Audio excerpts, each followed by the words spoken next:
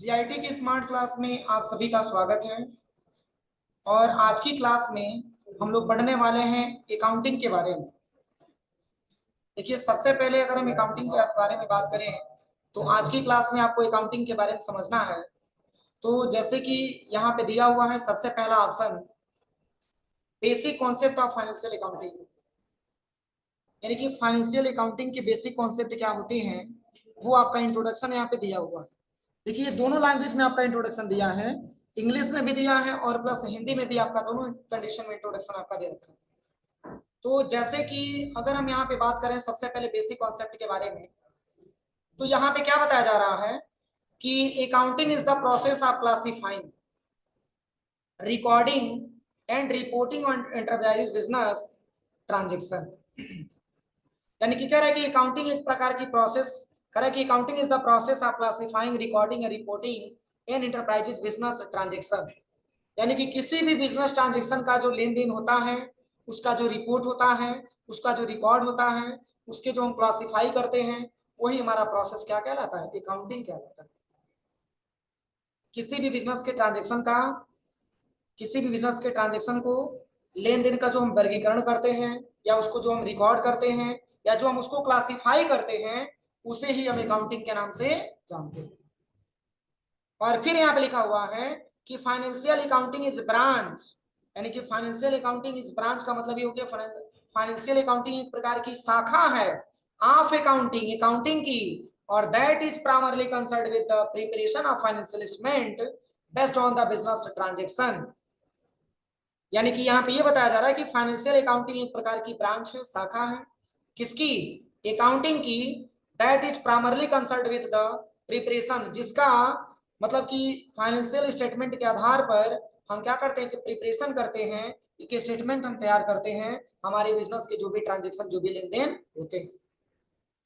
और फिर यहाँ पे बताया जा रहा है कि financial accounting is help determining the result. और फाइनेंशियल अकाउंटिंग जो होता है वो हेल्प का मतलब कि सहायता करता है, डिटरमाइन का मतलब निर्धारण करने के लिए, रिजल्ट का मतलब कि परिणाम, और कौन कौन सा, तो प्रॉफिट या लॉस। यानी कि इसके माध्यम से हम अपने बिजनेस में हुए प्रॉफिट या लॉस का निर्धारण भी कर पाते हैं, उसमें भी हमारा अकाउंटिंग क्या करता है, हेल्प करता है। और फिर यहाँ पे लिखा हुआ है कि financial accounting also help to define the financial position at the end of the period.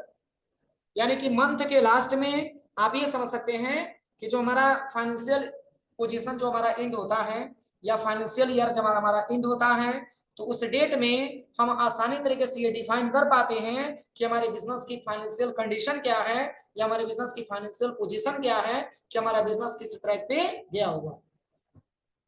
समझ में आ रहा है ना। तो जैसे कि यहाँ पे हिंदी में भी लिखा हुआ कि किसी इंटरप्राइजेज के बिजनेस के लेन देन का वर्गीकरण, क्लासिफाइंग मतलब क्या होता है, वर्गीकरण, रिकॉर्डिंग और रिपोर्टिंग का प्रोसेस हमारा क्या कहलाता है, अकाउंटिंग कहलाता है।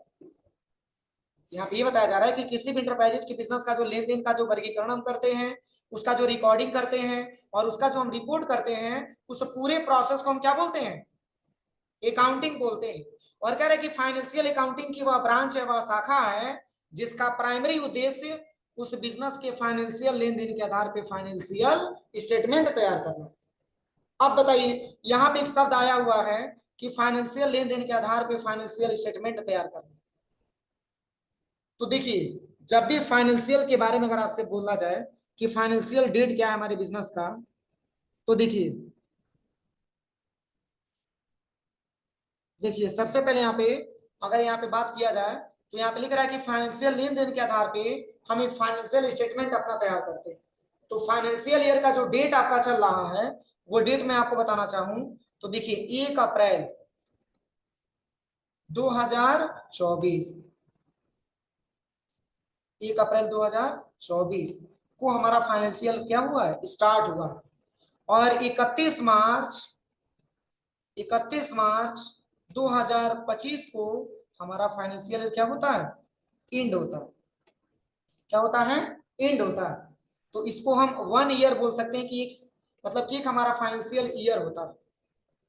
जैसे कि कोई भी अगर हम अपने बिजनेस में ट्रांजेक्शन करेंगे या अपना बिजनेस हम स्टार्ट करेंगे, तो हमारा बिजनेस 1 अप्रैल 2024 को स्टार्ट होता है और 31 मार्च 2025 को क्या होता है, क्लोज होता है।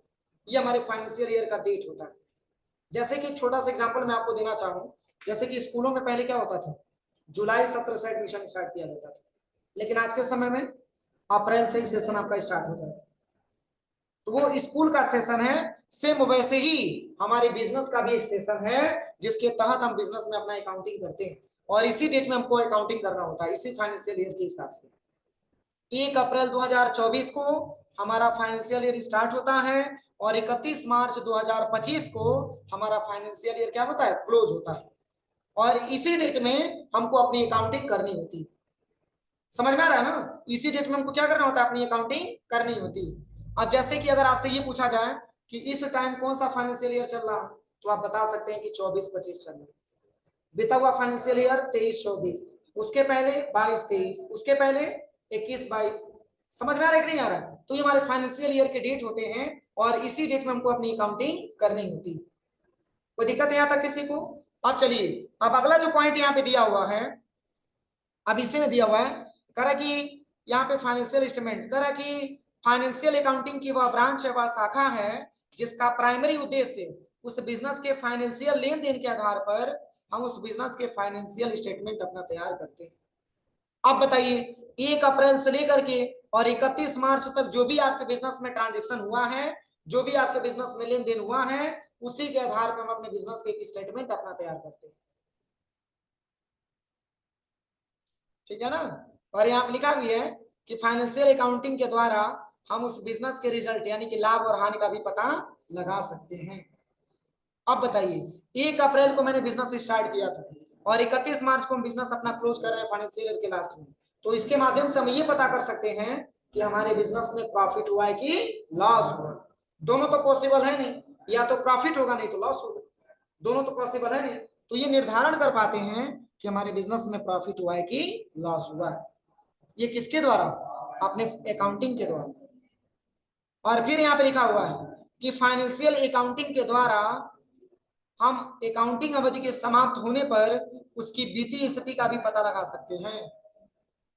अब बताइए, हमारी फाइनेंशियल पोजीशन क्या है, हमारा बिजनेस किस ट्रैक पे गया हुआ है, हमारा फाइनेंशियल पोजीशन क्या है, इसकी पता लगाने के लिए हम 31 मार्च 2025 को हम एक स्टेटमेंट अपना बनाते हैं, जो हमको आसानी तरीके से ये पता चल सकता है कि हमारे बिजनेस में प्रॉफिट हुआ है कि लॉस हुआ है।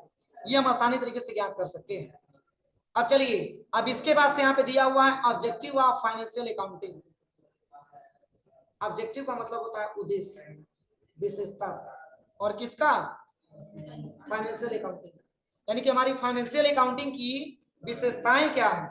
सबसे पहले तो ये डेट आप मेंशन कर लीजिएगा कॉपी में, क्योंकि इस डेट को बार बार आपको मतलब कि याद रखना होगा, क्योंकि इसी डेट में हमारी फाइनेंशियल अकाउंटिंग स्टार्ट होती है। ये हमारा फाइनेंशियल ईयर का डेट है जिस डेट में अपना ट्रांजेक्शन हम करते हैं। ठीक है ना? और जो भी हम ट्रांजेक्शन करेंगे अपने बिजनेस में, जो भी हम ट्रांजेक्शन करेंगे, ये इसी डेट में हम अपना ट्रांजेक्शन करेंगे पूरा का पूरा। अब चलिए, यहाँ पे अगला जो पॉइंट आपका दिया है, पहले ये बताइए यहाँ तक किसी को कोई प्रॉब्लम समझ में आया कि नहीं आया? समझ में आया है? चलिए, अब अगला जो पॉइंट आपका दिया है, अब यहाँ पे अगला जो पॉइंट आपका दिया है, ऑब्जेक्टिव का मतलब होता है विशेषताएं, और किसकी विशेषताएं, फाइनेंशियल अकाउंटिंग की विशेषताएं। तो देखिए यहाँ पे अगर हम देखिए, अकाउंटिंग का मतलब होता है लेखांकन और फाइनेंशियल का मतलब होता है वित्तीय, वित्तीय लेखांकन इसको बोला जाता है, ये ध्यान दीजिएगा। तो यहाँ पे इसका क्या क्या जो है विशेषताएं हैं हमारे फाइनेंशियल अकाउंटिंग का, तो यहाँ पे आपका दिया हुआ देखिए। इसमें पहली विशेषता क्या दिया है, कह रहा है कि किसी भी अकाउंटिंग पीरियड में होने वाले प्रॉफिट या लॉस को निर्धारित करना। अब बताइए, कह रहा है कि किसी भी अकाउंटिंग पीरियड में होने वाले प्रॉफिट या लॉस को निर्धारित करना। अगर 24-25 है तो वो अकाउंटिंग पीरियड, 22-23 है तो अकाउंटिंग पीरियड, 21-22 है अकाउंटिंग पीरियड। यानी कि यहाँ पे ये बताया जा रहा है कि किसी भी अकाउंटिंग पीरियड में होने वाले प्रॉफिट या लॉस को निर्धारित करता है कौन, फाइनेंशियल अकाउंटिंग। 1 अप्रैल को मैंने बिजनेस स्टार्ट किया और 31 मार्च को मैंने बिजनेस क्लोज किया, तो हम ये देख पाते हैं कि हमारे बिजनेस में प्रॉफिट हुआ है कि लॉस हुआ। ये पहली विशेषताएं है हमारी अकाउंटिंग का। सेकंड क्या लिखा हुआ है, तो सेकंड यहाँ पे पॉइंट दे रहा है कह रहा है कि अकाउंटिंग पीरियड के समाप्त होने पर बिजनेस की फाइनेंशियल पोजीशन का पता लगा। अब बताइए अकाउंटिंग पीरियड कब खत्म होगा? 31 मार्च 2025 को हमारा अकाउंटिंग पीरियड समाप्त होगा। उस डेट को हम ये पता लगाएंगे कि हमारी बिजनेस की फाइनेंशियल पोजीशन क्या है, वित्तीय स्थिति क्या है। समझ में आ रहा है ना? इस डेट को हम पता लगाते हैं। और फिर कह रहा है कि तीसरा कह रहा है कि किसी बिजनेस के ऑनर, ऑनर का मतलब मालिक या इन्वेस्टर या और भी इंप्लाई अगर है या कोई गवर्नमेंट कंपनी इंटरेस्टेड पार्टी की कंपनी है और उसके जरूरत के अनुसार हम फाइनेंशियल इंफॉर्मेशन यानी कि एक रिपोर्ट तैयार करते हैं।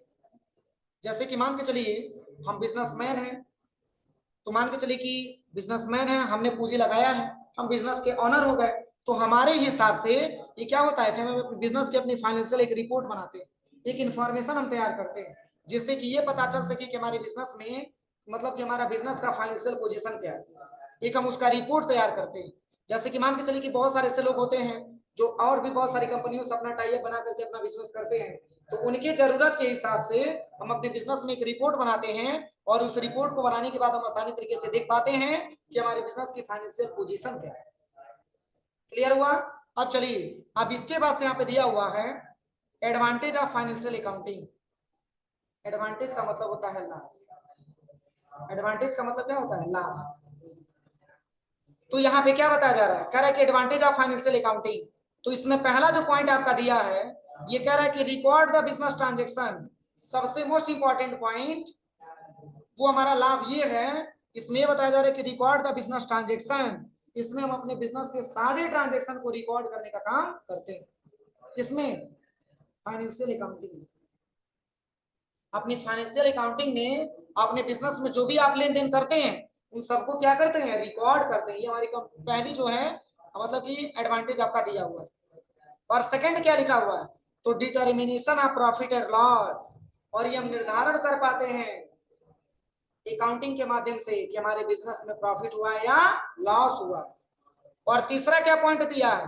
तो डिटर्मिनेशन ऑफ बिजनेस। अपने बिजनेस को हम डिटरमाइन कर पाते हैं, मतलब कि हम उसका निर्धारण कर पाते हैं कि हमारा बिजनेस किस ट्रैक पे गया हुआ है या हमारा बिजनेस का स्थिति क्या है।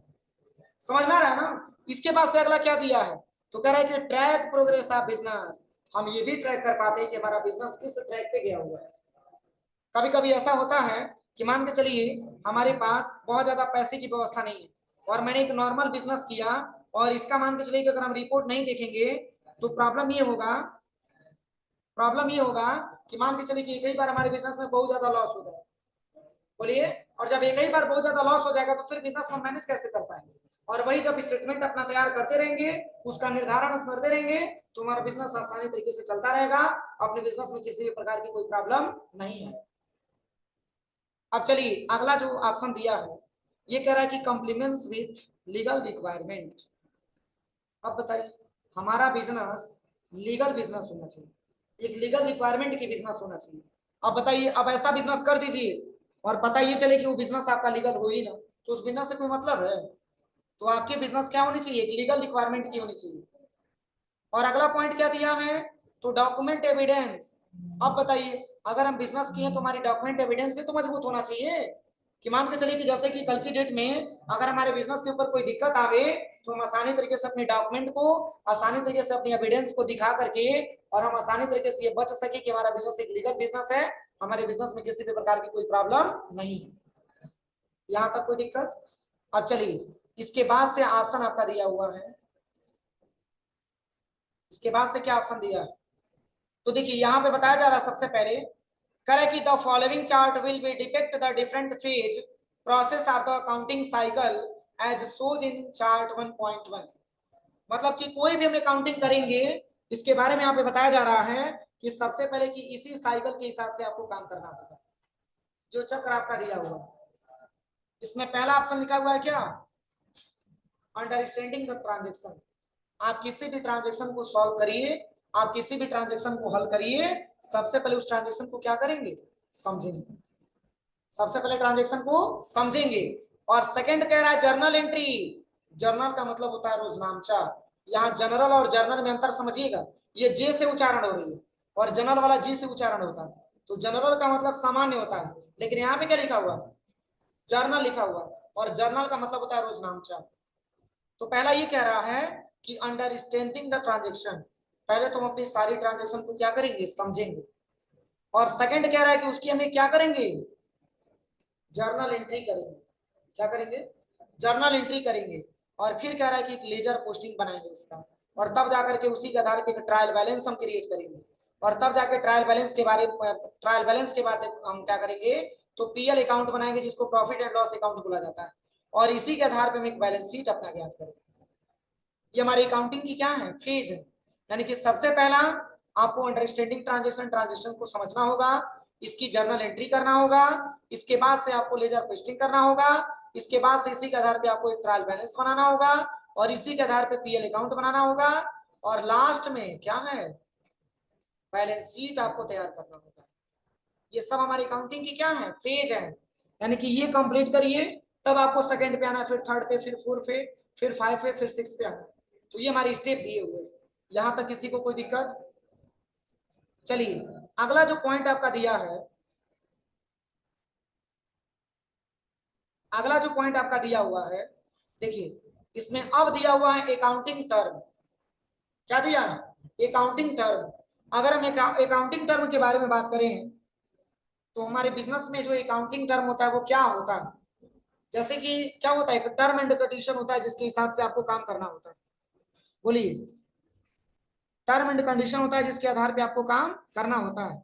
वैसे ही हम अकाउंटिंग करेंगे, तो अकाउंटिंग का कौन कौन सा टर्म होता है, उस टर्म को समझ करके तब जाकर के हम अकाउंटिंग अपना करेंगे। समझ में आ रहा है ना, क्योंकि जब तक आपको टर्म समझ में नहीं आएगा तब तक आप अकाउंटिंग नहीं कर पाएंगे। तो देखिए अकाउंटिंग का बहुत सारा आपका टर्म दिया हुआ है। जैसे पहला आपका लिखा हुआ है अकाउंट, तो अकाउंट को हिंदी में बोला जाता है खाता। क्या बोला जाता है, खाता। तो यहाँ पे अकाउंट के बारे में क्या बताया जा रहा है, देखिए ध्यान से। सबसे पहले यहाँ पे क्या रहा है, करे कि अकाउंट किसी भी बिजनेस के ट्रांजैक्शन का एक ऐसा स्टेटमेंट है जिसका प्रभाव किसी भी particular assets, liability, expense, income पर पड़ता है। यहाँ पे बताया जा रहा है कि अकाउंट किसी बिजनेस के ट्रांजैक्शन का एक ऐसा स्टेटमेंट है जिसका प्रभाव किसी भी पार्टिकुलर एसेट्स पे पड़ता है, लायबिलिटी पे पड़ता है, एक्सपेंस पे पड़ता है, या इनकम पे पड़ता है। जैसे एग्जांपल में दिया है कैश अकाउंट, बैंक अकाउंट आदि। अब जैसे एसेट्स क्या होता है, लायबिलिटी क्या होता है, एक्सपेंस क्या होता है, और इनकम क्या होता है।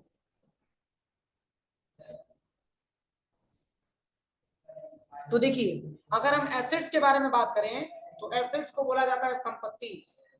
क्या बोला जाता है, संपत्ति।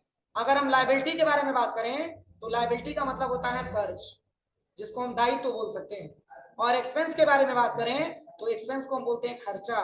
और इनकम का मतलब आमदनी, यही होता है ना। तो पार्टिकुलर चारों ऑप्शनों पे ज्यादा मात्रा में पड़ता है।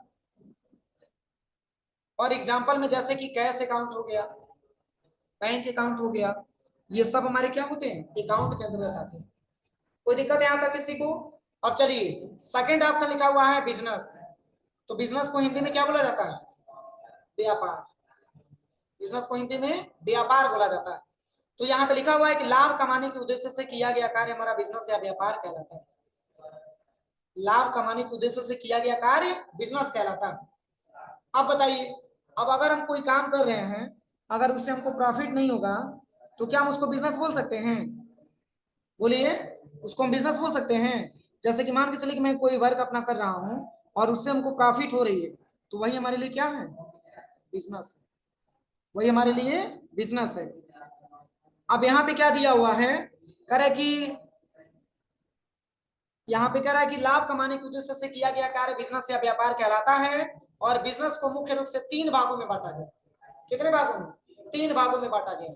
इसमें पहला आपका ट्रेडिंग बिजनेस, सेकंड आपका मैन्युफैक्चरिंग बिजनेस, और तीसरा आपका आता है सर्विसेज की बिजनेस। अब मैन्युफैक्चरिंग बिजनेस क्या होता है, ट्रेडिंग बिजनेस क्या होता है, और सर्विसेज की बिजनेस क्या होता है, इन तीनों के बारे में आप समझिए।